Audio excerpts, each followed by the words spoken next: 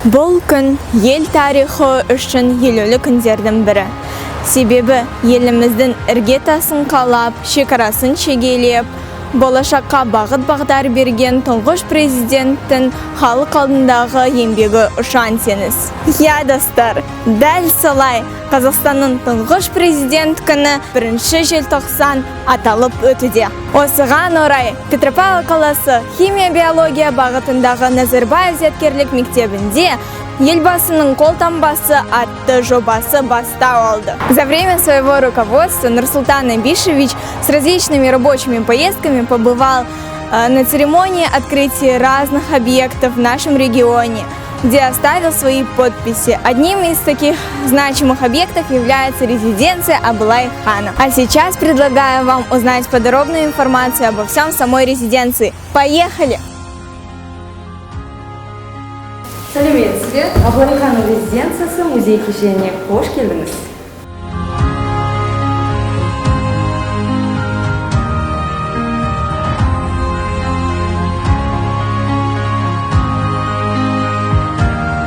Біз Аблай-хан резиденциясы музей кешенінің тақ залындамыз.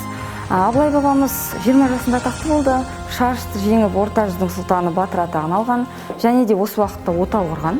12 әйелі болған, барлығы да текті отбасынан шыққан кісілер. 12 әйелінің 7 бала, 7 баланың ішінде 40 қыз, 30 ұл болған екен. Және де Аблай бабамыз бірнеше тіл білген. Соның ішінде Қытай тілінде жақсы жазып, жақсы сөйлеген екен. Аблай бабамыз домбырада ойнаған жақсы көрген. Өзінің 20-дан аса шығарған күйі бар. Соның ішінде ең танымал туындысы Шаңды жорық деген музыкалық драмасы болып келеді. 1765 жылы 2 Екатеринаның кезінде Ресей империясымен салынған бір қабатты 4 бөлмелі үйдің жоспары табылған екен Ресей империясынан. Бұл үй Аблай-хан үшін салынған болатын кезінде. Ал Петропавлда өрт болғанда өрттің салдарынан үй өртеніп кеткен. Үйдің қасында құрылыстары болған. Моншасы, құдығы, шошала, кеңсе үй, қонақ үй. Ал өртенгеннен кейін 19 ғасырда 1829 жылы осы жерге әскери лазарет салынған. 2 қабатты кірпішті ғимарат болған екен. Ал 90 жылдардың соңына қарай ғимарат құлдыраған. Иесіз бос күйінде болған. Осылай қабырғасы қаңырап тұрған. Фотосуреттегідей. Ал 2005 жылы Солтүстік Қазақстан облысы әкімінің бастамасымен елбасыға хат жіберіліп, елбасы Нұрсұлтан Әбішұлы Назарбаев қолдау көрсетіп осы жобаға. Жоба мемлекеттік мәдени мұра бағдарламасына енгізіледі және бюджеттен қаржы бөлінген болатын осы ғимаратты жөндеу жұмыстарына. Ал 2005-тен 2008-ге дейін осы ғимаратқа жөндеу жұмыстары жүргізіліп, 2008 жылы 21 тамызда елбасы Қызылжар қаласына келіп, резиденциямызды салтанатты түрде ашқан болатын. Фотосуреттерден көре аламыз елбасының осы біздің резиденциямызды ашқан кезін. Және де өзінің қазақ халқына деген жүрек жарды тілегін жазып қалдырған. Былай деген: қазақтың ұлы ханы Аблайды еске алу тарихымызға тағзым ету болып табылады. Аблай-хан армандарын орындаған біздің бұрын өткен тарихтан тәлім алып, қазақ халқының бірлігін мәңгі сақтауымыз қажет. Сонда ғана ел тәуелсіздігі мәңгі болмақ. Бабалар әруағы әрдайым бізді қолдасын деген екен.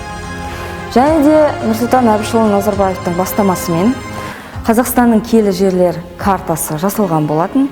Және де Қазақстанның киелі жеріне осы біздің Аблай-хан резиденциясы музей кешені 2017 жылы енген болатын. Аблай бабамыз халықтың жадында мемлекеттік қайраткер, көреген саясаткер, ірі қолбасшы болып сақталып қалады.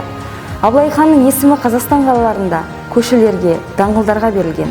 Және де Қазақстанның 3 қаласында ескерткіштер орнатылған.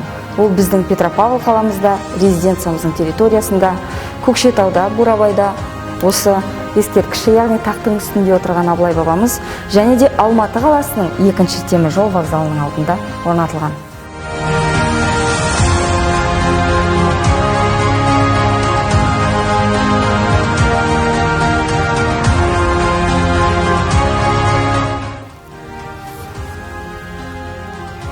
Это та самая книга, где Нурсултан Абишевич Назарбаев оставил свою подпись. В этой книге он описывает важность Аблай-хана в нашей истории, а также говорит, что целостность и единство государства поможет нам сохранить независимость нашей страны, и это зависит от нас.